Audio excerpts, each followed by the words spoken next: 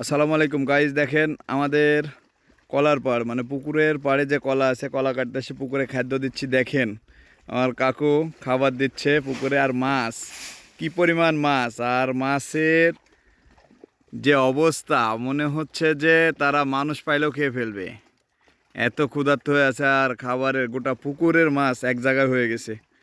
দেখেন কত সুন্দর লাগতেছে। এই যে দেখেন পুকুর, বিশাল বড় পুকুর। দেখছেন এই যে কলা, আমার কলা। আর এই পুকুরটা আরও অনেক বড়, প্রায় 18 বিঘা পুকুর।